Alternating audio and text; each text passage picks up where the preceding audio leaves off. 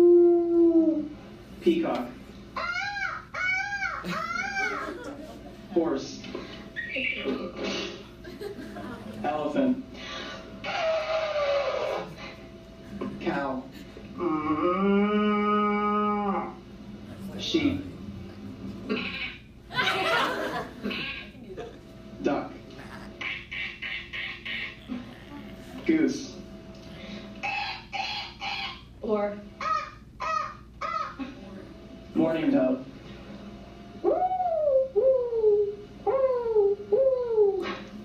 Kookaburra. Monkey.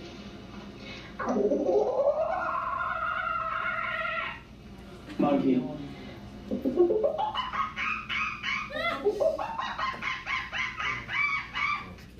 And parrot.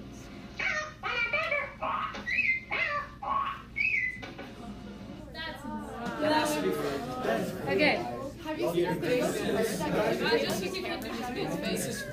No, but I believe it. Okay. So now, you can combine, like a dog, you can imagine what's going on here, right?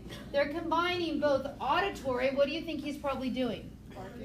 He's barking. Barking with visual, right? So he's trying to look intimidating. And some people do that. Have you ever felt, because I have, like in an argument, let's say with a man, and they're not actually yelling, but they look like they're yelling?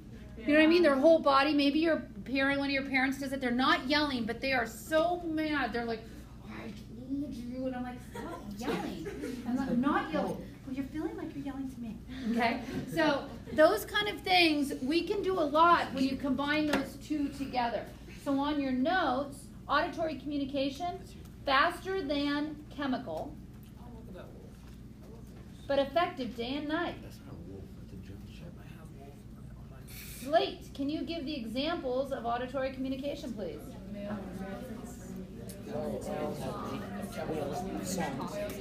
Humans can produce males that can self-made whales or songs. Okay, visual. Do you think visual is more often in the day or in the night? Day. Okay. So visual most often used by species that are active during the day. During the day. And blue, could you explain visual number 2? Go ahead.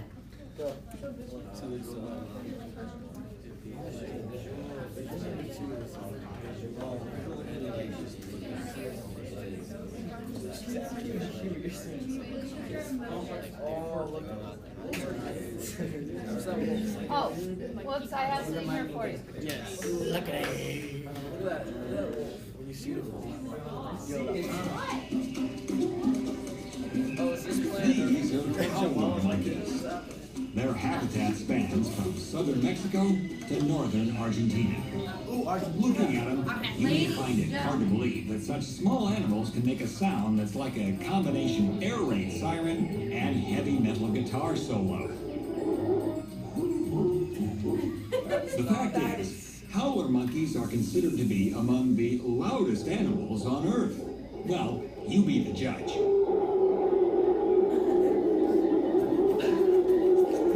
Howler monkeys have what's called a hyoid bone in their throats that serves as a kind of amplifier. Plus, their semi-saggy throat pouches further amplify their orations. Why do they howl like this? Only the males howl. They probably do it to let other howlers know where they are. They're very territorial, so the howl is as much keep away as it is here I am. Howlers live in the canopies of trees, feasting on leaves, flowers, buds, and fruits. They have long prehensile tails that are used as a kind of fifth hand to help them identify things. They can weigh up to about 15 pounds and sleep up to 15 hours a day, which is good news for their jungle neighbors. I mean, you wouldn't want this going on 24/7. It'd drive you crazy. It would. Okay, the very last one, okay, is tactile. And we have already seen some examples of tactile. When you do grooming, that's tactile communication. They've done studies on humans, and babies need touch. not just food, and actually to thrive and make it. They need the cuddling and all of that in order to feel, I guess, safe and protected and loved. But there can be some serious tactile communication among bee societies. Now, bees do a dance to tell where the food is. It's called the waggle dance. Now, if I said to you, bees do a dance, what form of communication would you think that would fall under? Visual. Yeah, watch them dance. But it's dark in the hive. They don't watch the dancer, they feel the dancer, okay? And so when they're dancing, the other bees gather around and feel the dancer while they're dancing to know what it means. Let me explain to you what that means. They do a run, a straight run, and that straight run that you're seeing right here is where they waggle along this plane, and then they'll come around and do that waggle again, and then come around like this. What that tells the other bees feeling the dance is the direction that the food is in. Because if the hive is straight up means fly right towards the sun. But here you can see an angle of how far away from the sun to the right that the food is, and that's here would be where the hive is, and here's where the food is. That is the same angle. If the sun was up and the food is in the opposite direction of where the sun is in the sky, then it would waggle down this way and come around, because that would mean fly away from the sun. Got that part? So that gives them directionality. Let me just finish this. Okay? Then there are waggles in the middle. The waggles in the middle are species specific. One waggle might mean 5 feet. So as they're waggling in that direction, if they waggle 4 times, 4 times 5 is 20. Means 20 feet, look at the sun, go about this angle to the right, fly 20 feet in that direction, and you will find the food. For others, the waggle might mean 10 feet. So if they waggle 4 times, that means 4 times 10, how many? 40 feet in that direction. Now what I want you to think about is if a scout goes and finds food at 9 in the morning, is that the same dance they're doing at 3 in the afternoon? No, why not? The food is in the same place. The sun's in a different place. Okay? Now, questions? I was just confused. How do the bees, when it's dark in the hive, how do they know where the sun, what direction the sun is at? Straight up the hive, if you waggle straight up, that means fly right towards the sun. If you waggle going down, that means fly away from the sun. Waggle this to the side here, that means look at the sun, go left. Yes?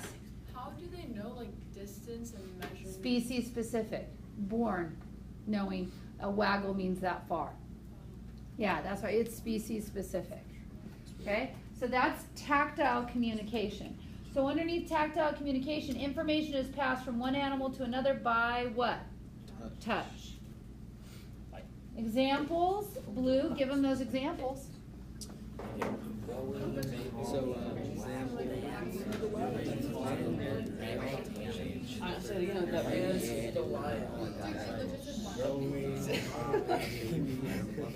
All right, my peeps, let's try to get some hundies. More than one in a row. Franco. I believe in you. I never took an L. Oh, there's 5 questions. You have 100, right? Yeah, you did on the quiz. Keep it 100.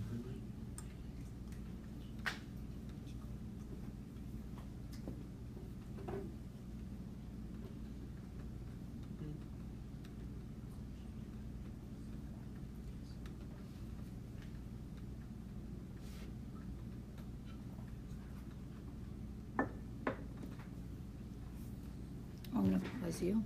Hopefully I'll remember. Okay, here you go. We'll see how people did. Hopefully they did well. Ah. Okay, behavior related to defending a particular area, which is often used for the purpose of feeding, mating, and caring for young. It is definitely territoriality. Did you get that right? Yes. Okay. Inclusiveness. So close. Chemical substance secreted to communicate. That is a pheromone. Not associative learning, though I could understand. That is a type of learning, but I'm asking for what kind of communication that is. Pheromone would be your answer there. Benefits others, but potential of decreasing your lifetime reproductive success. That is the definition of altruism. Signal by a sender that may influence the behavior of the receiver. That was the definition of communication. And good, you got that one. Yay. You got one in a row. One, woohoo. Okay, so let me tell you so you're ready for next class. You will talk about the lab. There is a, I would definitely bring your lab notebook next class, but I'll give you some time to set it up. You can already look at it. The lab is in there. Everything I'm going to use to talk about the lab is in your group share, in your folder on my Google Drive. But you're going to want roly-polies, okay? And this is where you find roly-polies. And you're going to need 12 to run the lab. There's a bunch of Brookside up. Sorry. You're going to need 12 to run the lab as a team. I would shoot for 15 to 16 because sometimes they die, okay? Here's how you find the roly-polies the best way. Go by a well-watered area where there's, like grass or a lawn that's always watered. Find a flat rock or paver that's next to the well-watered area, lift it up, that's where your roly-polies will be, okay? I recommend that as a team, you start a group shared document where you can communicate with each other, have you found any roly-polies yet? Okay, so you can encourage one another to find those roly-polies. So shoot for 16. Now, do not use any of your parents' Tupperware. Don't wreck their Tupperware. You could get a cup, throw some dirt in there, maybe a carrot, put a plastic wrap on it and a rubber band on top. Those suckers will crawl. They can crawl right up like what you and I would see as like the Empire State Building. They can do it, okay? Oh. So poke some holes, but not too big of holes because they'll climb out the plastic holes, but I wouldn't ruin any Tupperware. I'd put your name on it, your group number on it, so nobody else uses it and you can drop them by because you probably don't want to carry around your roly-polies all day. So we will have a roly-poly locating area back there and you can drop your roly-polies off on Wednesday. And hopefully we'll get to run the lab on Wednesday and get some data and then you'll analyze it on Friday. Feel free to start looking over the lab already. I'm not collecting anything from you on Wednesday though. Okay? Questions or concerns? Okay, get a blog in for today and then pack it up. You're super smart.